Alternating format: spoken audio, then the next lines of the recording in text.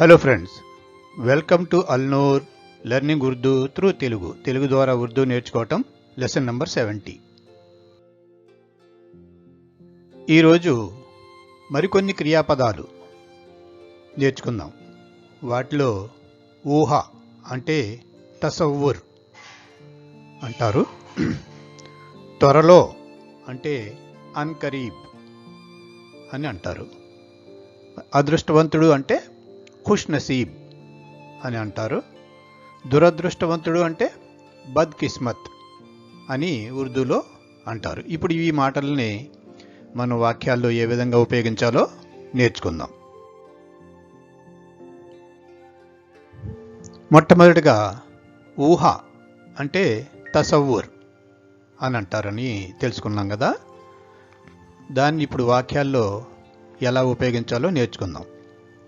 నా ఊహల్లో నీ ఉన్నావు అనే మాట ఉందనుకోండి, మేరే తసవ్వుర్ మే తుమ్ హో అని అనొచ్చు. మేరే తసవ్వుర్ మే తుమ్ హో. అలాగే అటువంటి ప్రపంచం ఊహల్లో మాత్రమే ఉంటుంది అని అంటూ ఉంటాం కదా.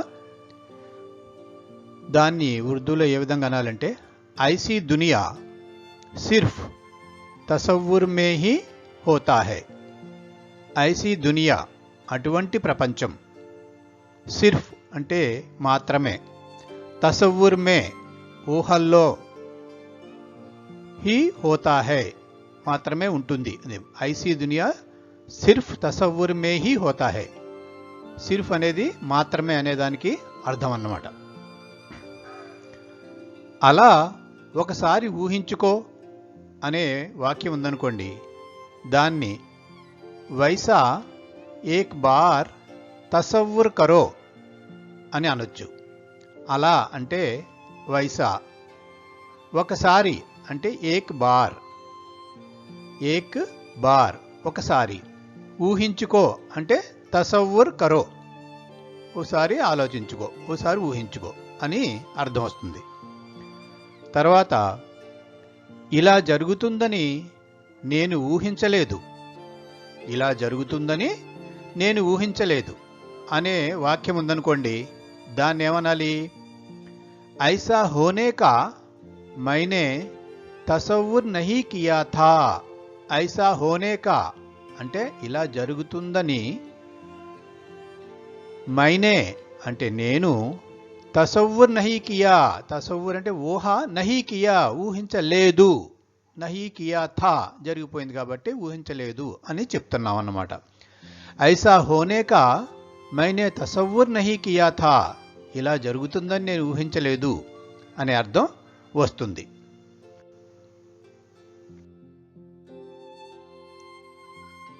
ఇకపోతే త్వరలో అనే పదానికి అర్థం అన్కరీబ్ అని అనుకున్నాం కదా.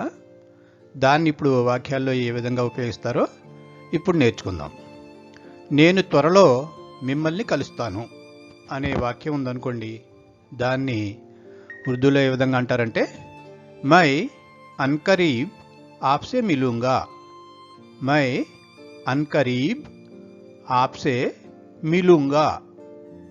మై అంటే నేను, అన్కరీబ్ అంటే త్వరలో, ఆప్సే అంటే మిమ్మల్ని, మీతో, కలుస్తాను అంటే మిలూంగా, మిలూంగా అనాలి. తర్వాత ఆమె వివాహం తొందరలో జరుగుతుంది అని వాక్యం ఉందనుకోండి, దాన్ని ఉర్దూలో ఏ విధంగా అనాలి? ఓహ్ లడ్కీ కా షాదీ, ఓహ్ లడ్కీ కా షాదీ అన్కరీబ్ హోగా.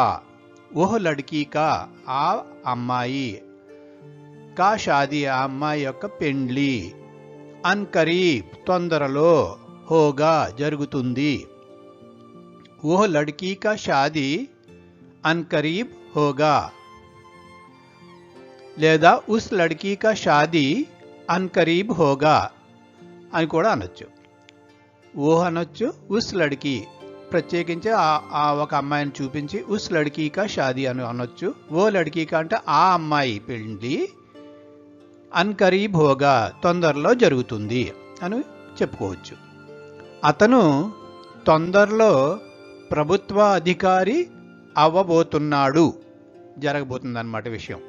అతను తొందరలో ప్రభుత్వ అధికారి అవ్వబోతున్నాడు అని ఉందనుకోండి, దాన్ని ఉస్నే అన్కరీబ్ సర్కారీ అఫ్సర్ బన్నే వాలా హై.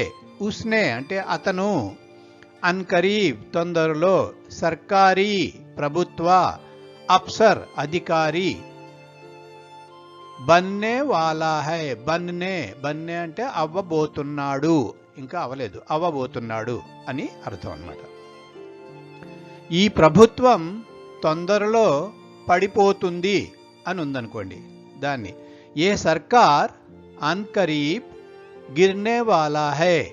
ఏ సర్కార్, ఈ ప్రభుత్వం, అన్కరీబ్ తొందరలో, గిర్నే వాలా హై పడిపోతుంది అనే అర్థం వస్తుందన్నమాట. ఇకపోతే అదృష్టవంతుడు అని పదానికి అర్థం ఖుష్ నసీబ్. అదృష్టవంతుడు అనే పదానికి అర్థం ఖుష్ నసీబ్. ఇప్పుడు దీన్ని వాక్యాల్లో ఏ విధంగా వాడతారో చూద్దాం. అతడు చాలా అదృష్టవంతుడు. ఓ బహుత్ ఖుష్ నసీబ్ హై. ఓ అంటే అతను, చాలా అంటే బహుత్, అదృష్టవంతుడు అంటే ఖుష్ నసీబ్, హై అదృష్టవంతుడు అని వస్తుంది. ఓ బహుత్ ఖుష్ నసీబ్ హై, అతను చాలా అదృష్టవంతుడు. తర్వాత ఆమెకు అదృష్టం కొద్దీ మంచి భర్త దొరికాడు. ఓ లడ్కీ ఖుష్ నసీబ్ హై జిస్కో అచ్చా షోహర్ మిలా హై. ఓ లడ్కీ ఆ అమ్మాయి, ఆమెకు, ఖుష్ నసీబ్ హై అదృష్టవంతురాలు. ఎందుకు అదృష్టవంతురాలు? జిస్కో ఎవరైతే అదృష్టవంతురాలు అంటున్నామో ఆమెకి, అచ్చా షోహర్ మంచి భర్త, అచ్చా షోహర్ అంటే మంచి భర్త, మిలా హై దొరికాడు అనే అర్థం వస్తుంది. ఓ లడ్కీ ఖుష్ నసీబ్ హై జిస్కో అచ్చా షోహర్ మిలా హై. ఓ లడ్కీ ఖుష్ నసీబ్ హై జిస్కో అచ్చా షోహర్ మిలా హై అని చెప్పుకోవచ్చు. నీవు చాలా అదృష్టవంతుడివి, మంచి ఉద్యోగం దొరికింది అనే వాక్యం ఉంది. దాన్ని ఉర్దూలో ఏ విధంగా అనాలి? తుమ్ బహుత్ ఖుష్ నసీబ్ హో కే అచ్చి నౌకరీ మిలీ హై. తుమ్ బహుత్ ఖుష్ నసీబ్ హో, నువ్వు చాలా అదృష్టవంతుడివి. ఎందుకు? కే అంటే ఎందుకంటే, అచ్చి నౌకరీ మిలీ హై మంచి ఉద్యోగం, అచ్చి అంటే మంచి, నౌకరీ అంటే ఉద్యోగం, మిలీ హై దొరికింది. తుమ్ బహుత్ ఖుష్ నసీబ్ హో కే అచ్చి నౌకరీ మిలీ హై అనే అర్థం వస్తుంది.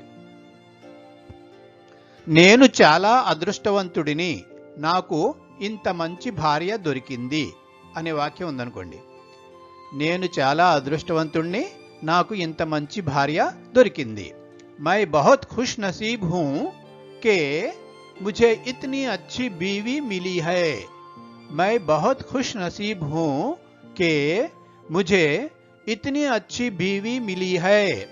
मैं అంటే నేను, బహుత్ అంటే చాలా, ఖుష్ నసీబ్ అంటే అదృష్టం, హూ అంటే అదృష్టవంతుడిని, కే ఎందుకంటే ముఝే నాకు, ఇతనీ అచ్చి ఇంత మంచి భార్య, ఇంత మంచి బీవీ అంటే భార్య, ఇతనీ అచ్చి బీవీ ఇంత మంచి భార్య, మిలీ హై దొరికింది. మై బహుత్ ఖుష్ నసీబ్ హూ కే ముఝే ఇతనీ అచ్చి బీవీ మిలీ హై. నేను చాలా అదృష్టవంతుణ్ణి, నాకు ఇంత మంచి భార్య దొరికింది అనే అర్థం వస్తుంది.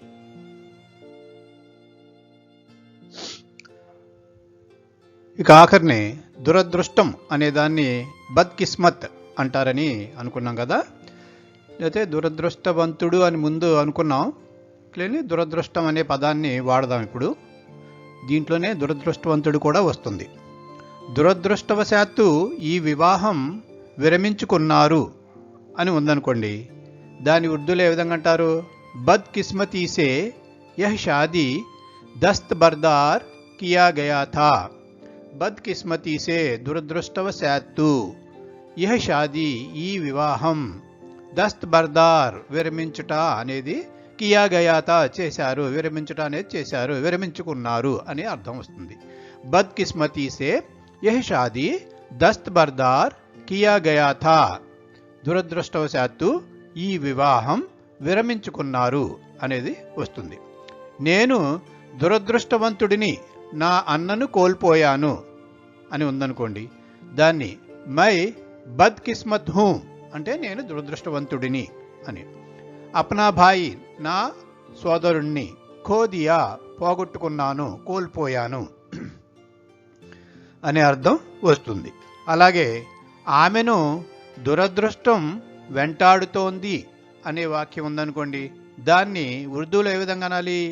ఉస్ లడ్కీకో బద్కిస్మత్ పీచా కర్ రహీ హై. ఉస్ లడ్కీకో ఆ అమ్మాయిని, ఆమెను, బద్కిస్మత్ దురదృష్టం, పీచా కర్ రహీ హై వెంటాడుతోంది.